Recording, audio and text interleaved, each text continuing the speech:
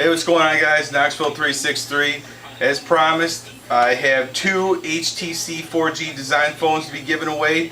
Compliments of the Boost Mobile and Bourbon A from DJ. If you guys want to win one, make sure you guys leave a comment below and give this video a thumbs up. Hey, what's going on, guys? Knoxville 363 back again with another Boost Mobile phone review. Today we will be reviewing the Kyorcera Hydro, and let's start with the contents of the box. Alright, so the contents you're going to get is you will get your user manual, you will have your safety and warranty information, and another bag if you want to send in your old phone. You will also get, obviously, your phone and your charger.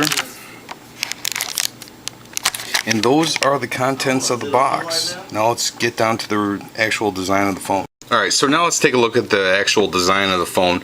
Now this is waterproof up to 3 feet, and you can have it underwater submerged for approximately 30 minutes. The phone does not function underwater at all. It's basically waterproof in a sense that it can get wet and it will not get damaged, unlike all your other devices. Now if we look at the back, it has a hard plastic like kind of checkerboard design. On your right side you will have your power button, unlike all the other cell phones that Boost Mobile offers. As far as I can recall, it has the power sleep button on the right hand side as opposed to the top. Now on the top is where you will be charging your phone, and it is well hidden with a micro USB charging port. Your 3.5mm head jack on the very top of the cell phone, and on the left side just a volume rocker, which I believe when you're actually holding on to the device, I think it fits the phone really well. I don't think you actually have to search hard, although I think if they maybe made it a tiny bit, maybe a little bit larger, it would have been a little bit better. And on the bottom it's completely blank. Now on the front of the cell phone it has a 3.5-inch touchscreen. Now the reason why it may look a little blurry is based on the fact that the screen protector that comes with factory is still on the cell phone. So that's why it has the kind of misty, hazy look as opposed to it being crystal clear like on the HTC. Alright, now if we flip open the back to check out the battery, you notice it has a hinge for a open and lock. I have it set on the open right now. I'll go ahead and pop the back off. Now, the one thing I will say about the backing is it feels very cheap. I think that users, when they pick it up, they're going to be like, really, this is what's going to keep my phone waterproof? That's the kind of impression that I got from it. But you will notice that it does have a box shape where it contorts, I guess, goes around the battery. I guess that's the best way I could describe it. If we're looking at the actual battery itself, it's a lithium-ion battery, 1500 milliamp. So I think it could have been a little bit bigger to get better battery life out of it. However, 1500 is not going to be terrible. Usually the standard I would generally want on my phone is about 18 or 1900. Alright, so once we simply remove the battery, you will have access to your 2 GB micro SD card. All you simply do is rock it back and it'll pop forward. Well, not like that, but then simply remove it. And to put it back, simply push in and slide back to your right and it's locked back in. Alright, so let's boot it up. The screen just lit up, so let's see how long it takes to actually load up.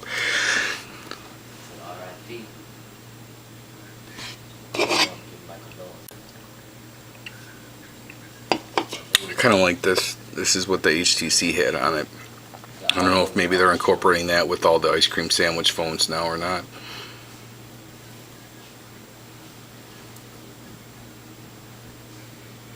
So hopefully they will have some sort of fast boot option, something along those lines. So flick to unlock. It's unlocked. So as you can see, it is running ice cream sandwich. So this will be the second phone to have that on the Boost Mobile network. Now let's go ahead and scroll through our settings so you guys can see what version. Alright, so let's just run through the storage really quick. Internal you will have, it appears to be 1 GB or approximately a little bit over. and then you have your 1.86 left over from your micro SD card. So for this particular phone, I think that is really nice that you have at least 1 gig. I mean, if you looked at the Prevail, it only had 256 megabytes, so you quickly ran out of a lot of space. So as you can see, this phone runs off of Android version 4.0.4, which is Ice Cream Sandwich, and you can also tell based on the look of the phone. Notice how it's all blue, so I thought that was pretty key. Now, if we look at the wallpapers, you will notice that there's really nothing special to it. Comes with all your basic ones that the HTC phone came with. A couple additional ones that you didn't get with the other Boost Mobile devices that are on the Android network. Simply because this is running Ice Cream Sandwich and the other ones were just simply running off of Gingerbread. So outside of these, you're not going to find too many of the carrier ones, just the standard one that comes on the phone, the Boost Mobile. Obviously there's nothing in gallery. I don't have any ID packages downloaded. And let's just quickly scroll through your live wallpapers, and you only have 4 to pick from. The ZTE Warp, Marquee, and the HTC all had more available than just 4. However, wallpapers are not that big of an issue because all you have to simply do is download them from the market, and 99.9% of them are for free. Alright, now if we go ahead and open up our app drawer, you're going to notice that as opposed to scrolling horizontally like you would with the HTC running on Ice Cream Sandwich, now you have to scroll horizontally. And after you run out of your apps, it runs directly into your widgets that you have downloaded. Now there are already ones that you currently have downloaded on the phone, or you can simply get new ones from the marketplace. Now if we check out the camera, it has a 3.2 megapixel camera in the rear with flash. There is no front facing camera on this phone. As you can see, I think that it is actually really nice. You will have your little bit of blurriness as you're moving it around. It also does have video taking capability, as you can see right here through the settings. And you can shoot for a text message, or you could shoot a long video if you wanted to make a YouTube video. And there is a small circle right here on the bottom. See if you can see it. You can see it now. And that's how you zoom in and out, which actually goes really smooth. And then you will have your little options for your flash, your video quality. So it's not, you're not going to have high definition video quality, but considering what you have, I think that it's actually really nice. Now let's go to video and see if I can actually record with the flash on.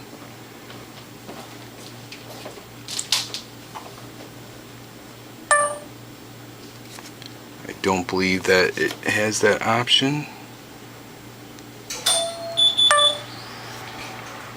No. Yeah, I don't believe that you can record with your flash on. And another huge factor that I liked about the cell phone is that it has a notification light. Once again, it just goes red while it's charging right now, and then it'll turn green when it's fully charged. So it's not going to turn blue or any kind of crazy colors.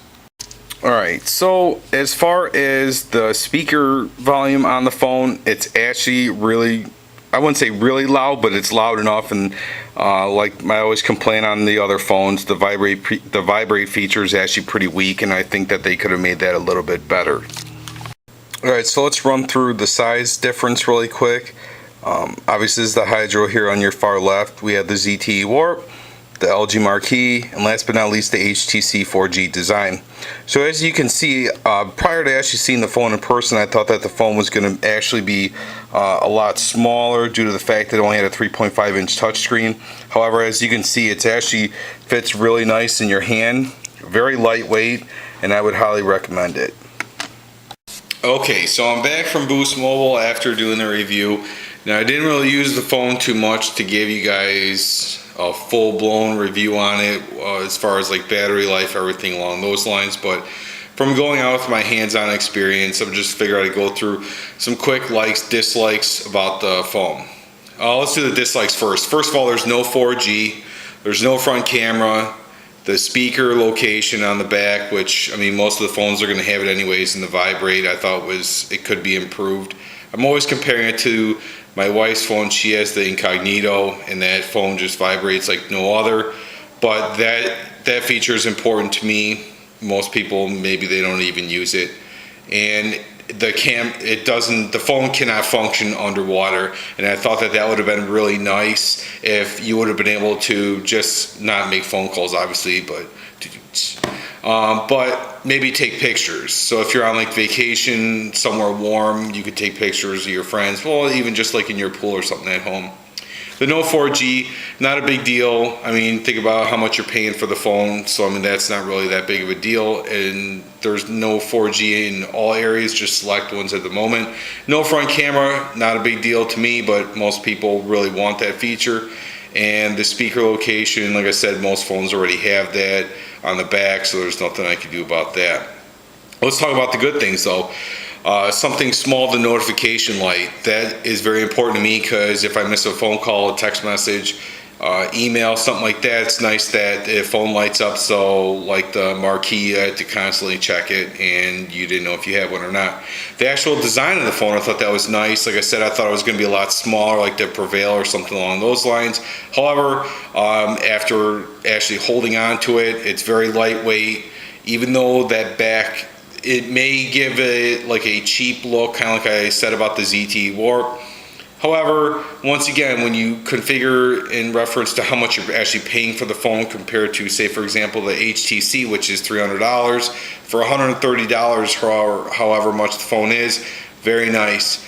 I thought that the new technology, I mean, I said it time and time again that a waterproof phone, I think that's, I mean, I don't know why you would need a waterproof phone.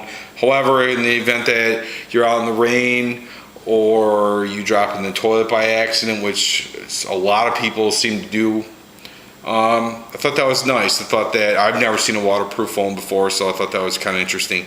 The camera on the phone, the whole fact that it's running ice cream sandwich, and the price of the phone, I don't think you could really beat it. And I would definitely say, if you guys are on the market for a new phone, that I would definitely check this one out. So I want to thank you guys for watching this video. Hope you guys enjoyed it, and don't forget to like and comment this video in reference to the giveaway. Thanks.